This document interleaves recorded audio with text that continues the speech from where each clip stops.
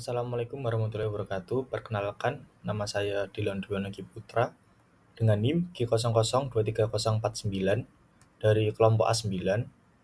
Pada video ini saya akan menjelaskan terkait laporan praktikum anatomi pada blok neuroendokrin dan special sense. Yang pertama, untuk area Brodmann. Jadi area Brodmann itu dibagi menjadi beberapa. Yang pertama ada area 4 atau area motorik primer. Dia itu terletak di gyrus presentralis. Area ini itu terlibat dalam pelaksanaan gerakan atau mengontrol gerakan volunteer wajah dan juga ekstremitas. Kemudian jika terjadi lesi pada area Brodmann ini, itu dapat menyebabkan paresis. Kemudian area 6 atau area motorik sekunder terletak di gyrus postcentralis. Dia berfungsi untuk membantu mengontrol dan merencanakan gerakan. Kemudian area 312 atau area sensorik primer. Area ini itu bertanggung jawab untuk memproses sensasi somatik. Contohnya itu kualitas dan kuantitas suhu, dan juga ada nyeri dan raba tekan. Kemudian area 43 atau area gustatorik. Area ini itu bertanggung jawab atas persepsi rasa. Kemudian area 4445 atau area Broca. Area ini itu terkait dengan produksi dan artikulasi ucapan. Kemudian jika terjadi lesi pada area Broca, itu dapat menyebabkan seseorang dapat memahami isi pembicaraan, namun tidak dapat memberikan respon atau afasia motorik. Kemudian area 39, 40, dan 22 atau area Wernicke. Area ini itu terkait dengan pemrosesan bahasa dan angka, kognisi spasial, pengambilan memori, dan juga perhatian. Kemudian jika terjadi lesi pada area Wernicke ini, itu dapat menyebabkan seseorang tidak dapat memahami isi pembicaraan, namun dapat berbicara sehingga responnya itu tidak selaras dengan apa yang dibicarakan. Kemudian area 41 dan juga 42 atau area auditory primer. Area ini itu adalah stasiun relay pertama informasi pendengaran yang berada di korteks. Kemudian area 22 atau area auditory sekunder. Area ini itu untuk memproses suara dan juga pemahaman ucapan. Kemudian area 17 atau area visual primer. Area ini itu bertanggung jawab untuk menafsirkan dan juga memproses informasi visual yang diterima oleh mata. Kemudian area 18 dan juga 19 atau area visual sekunder. Area ini itu bertanggung jawab untuk menerima informasi visual untuk analisis lebih lanjut dan juga pemrosesan informasi visual. Kemudian selanjutnya tractus piramidalis. Jadi sinyal motorik itu nanti akan dibawa melalui dua traktus. Yang pertama itu ada tractus piramidalis dan juga tractus extrapiramidalis. Jadi neuron di tractus piramidalis terdiri dari upper motor neuron yang secara langsung nanti akan menginervasi lower motor neuron di cornu anterior medulla spinalis. Kemudian tractus piramidalis adalah traktus utama yang melakukan perintah motorik untuk gerakan volunteer, dan tractus piramidalis ini dapat dibagi menjadi dua traktus utama. Yang pertama itu ada tractus corticospinalis dan juga tractus corticobulbaris. Kemudian tractus corticospinalis ini dia itu berasal dari korteks motorik di mana badan sel neuron motorik berada. Kemudian akson-akson neuron ini nanti akan berjalan bersama sebagai serat melalui kapsul interna untuk mencapai brainstem, di mana mereka nanti akan membentuk medullary pyramids pada permukaan ventral batang otak. Kemudian nanti pada tingkat medulla, serabut saraf ini nanti akan menyilang dan 90% dari mereka nanti akan membentuk tractus corticospinalis lateralis yang menyilang ke arah kontralateral dari medulla pada decussatio piramidalis. Sedangkan 10% sisanya dari mereka nanti akan membentuk tractus corticospinalis anterior yang belum menyilang atau menyeberang, dan kedua saluran tersebut berjalan melalui medulla spinalis. Kemudian neuron dari tractus corticospinalis lateralis nanti akan bersinaps pada lower motor neuron di kornu anterior, sementara neuron dari tractus corticospinalis anterior nanti akan menyeberang di medula spinalis sebelum bersinaps pada lower motor neuron di kornu anterior. Kemudian upper motor neuron nanti itu akan mengaktifkan lower motor neuron yang keluar dari medula spinalis dan akan menginervasi otot rangka yang berbeda. Untuk tractus corticospinalis lateralis, dia nanti akan mengendalikan otot-otot ekstremitas, sedangkan tractus corticospinalis anterior akan mengendalikan otot-otot di tubuh selain di ekstremitas.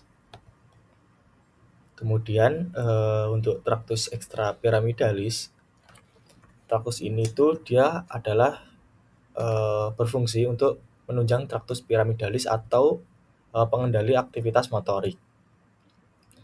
Tractus extrapyramidalis ini dia terdiri dari 4 traktus. Yang pertama ada tractus vestibulospinalis, tractus reticulospinalis ventrolateralis, tractus reticulospinalis lateralis, dan juga tractus tectospinalis. Kemudian untuk encephalon. Jadi secara embriologi, encephalon ini dibagi menjadi 3 bagian. Yang pertama ada prosencephalon yang nanti akan dibagi menjadi 2, menjadi telencephalon dan juga diencephalon. Kemudian mesencephalon yang nantinya akan menjadi midbrain, dan juga romencephalon yang nantinya akan menjadi cerebellum, pons, dan juga medulla oblongata. Kemudian encephalon ini terletak di mana? Yaitu terletak di fossa cranii anterior et media.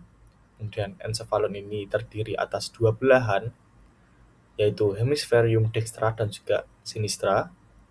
Kemudian dipisahkan oleh viscera longitudinalis cerebri dan dihubungkan oleh corpus callosum. Kemudian untuk medulla spinalis, jadi di medulla spinalis ini terdapat beberapa struktur penting. Di sini itu terdapat 2 pembesaran. Yang pertama ada cervical enlargement dan juga lumbar enlargement. Kemudian jika dilihat medulla spinalis ini, dia itu berjalan tidak sampai ke area bawah ini. Kenapa? Karena sistem muskuloskeletal itu dia berkembang lebih cepat daripada sistem neuron. Kemudian di medulla spinalis ini terdapat beberapa plexus. Yang pertama ada plexus cervicalis yang dibentuk oleh ramus primarii ventralis nervus cervicalis 1-5 atau nervis spinales yang berasal dari segmen cervical 1-4. Kemudian plexus brachialis yang dibentuk oleh nervis cervicalis 5, 6, 7, dan juga 8. Dan juga ada nervus thoracal 1. Kemudian plexus lumbosacralis. Kemudian ada plexus lumbalis dari nervus lumbalis 1-5. Kemudian plexus sacralis dari nervus sacralis 1-4. Kemudian plexus coccygeus dari nervus sacralis 4-5 dan juga nervus coccygeus. Kemudian kita bahas nervus cranialis. Nervus cranialis itu ada 12. Yang pertama itu ada nervus olfactorius, dia berfungsi untuk membau. Kemudian nervus opticus atau nervus 2, dia fungsi untuk sight atau penglihatan. Kemudian yang ketiga ada nervus oculomotorius, dia nanti akan menginervasi otot-otot mata. Dan juga nervus 4 ada nervus trochlearis, dia menginervasi musculus obliquus superior. Kemudian nervus 5 atau trigeminus, dia menginervasi otot rahang. Kemudian nervus 6 atau abdusen, dia berfungsi untuk menggerakkan bola mata ke arah lateral. Kemudian nervus 7 atau facialis, dia berfungsi untuk menginervasi otot-otot wajah atau mimik. Kemudian nervus 8 atau nervus vestibulocochlearis, dia berfungsi untuk keseimbangan dan juga pendengaran. Kemudian nervus 9 atau glossopharyngeus, dia menginervasi sepertiga posterior lidah dan juga musculus stylofaryngeus. Kemudian nervus 10 atau nervus vagus, dia mostly menginervasi sistem digestif.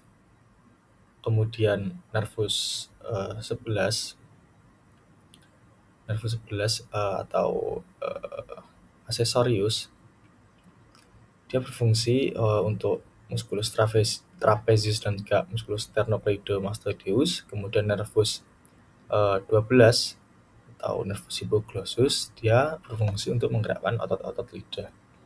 Kemudian nervus-nervus kranial ini dia nanti akan keluar dari cranial base. Dari mana aja? Untuk nervus 1 atau olfactorius, dia keluar dari lamina et foramina cribrosa. Kemudian untuk nervus 2 atau nervus opticus, dia keluar dari canalis opticus. Kemudian untuk nervus oculomotorius, nervus trochlearis, kemudian nervus abducens, kemudian nervus ophthalmicus, dan juga empat itu dia itu keluar dari viscera orbitalis superior. Kemudian untuk nervus 5 cabang 2 atau nervus maxillaris, dia keluar dari foramen rotundum. Kemudian untuk nervus 5 cabang 3 atau nervus mandibularis, dia keluar dari foramen ovale. Kemudian selanjutnya untuk nervus facialis, nervus vestibulocochlearis, dia keluar dari meatus acousticus internus.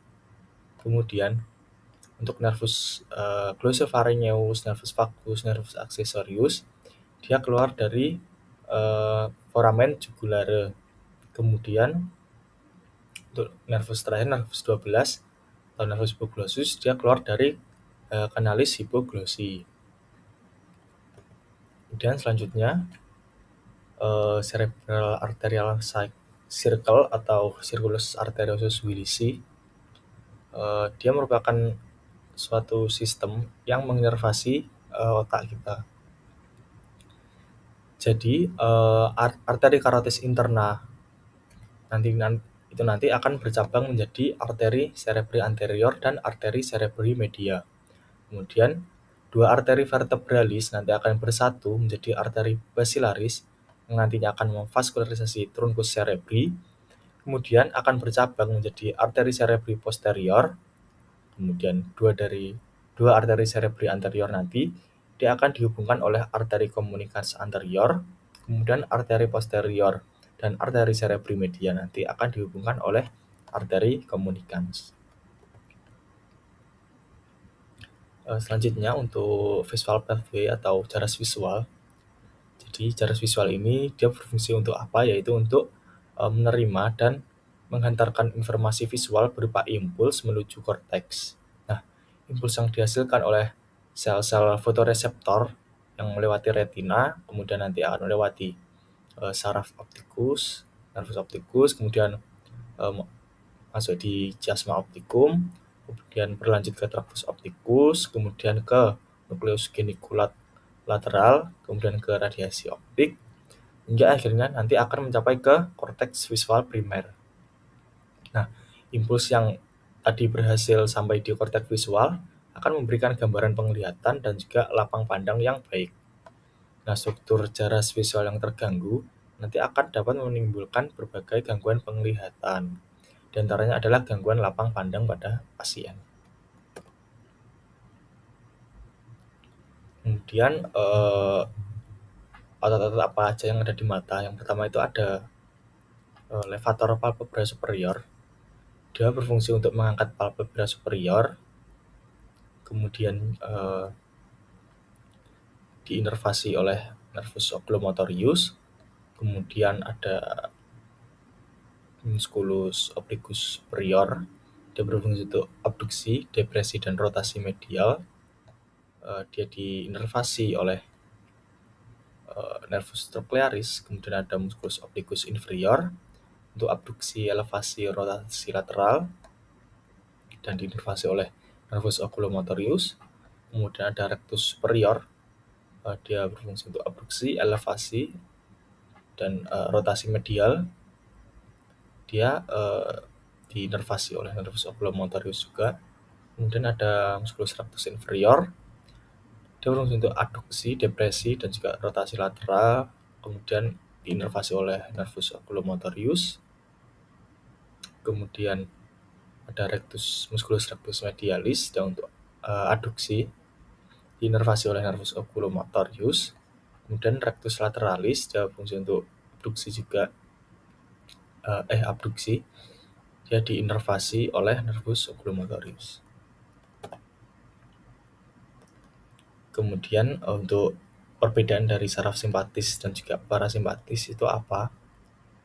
Jadi yang pertama, untuk distribusinya, untuk saraf simpatis itu dia berasal dari segmen thoracolumbar, sedangkan parasimpatis dia berasal dari segmen craniosacral. Kemudian untuk neurotransmitternya, untuk simpatis, untuk neuron preganglioniknya dia nanti akan melepaskan asetilkolin, sedangkan untuk neuron postganglioniknya akan melepaskan norepinefrin. Sedangkan parasimpatis di neuron preganglionik maupun postganglionik yang nanti akan melepaskan asetilkolin. Kemudian untuk efek fisiologisnya, untuk yang simpatis ini fight or flight, sedangkan parasimpatis itu rest and digest.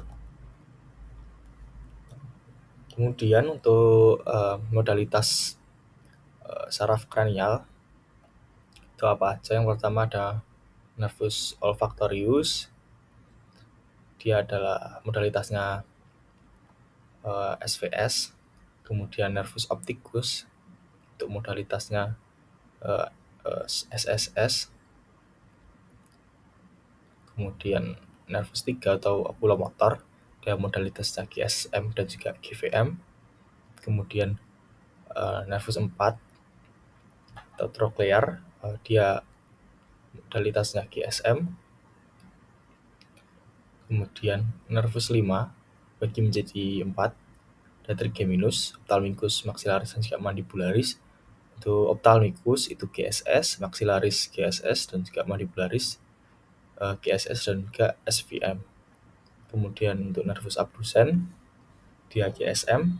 Selanjutnya untuk nervus facialis itu dia ada 4, ada GSS, SVS, GSM, dan juga GVM.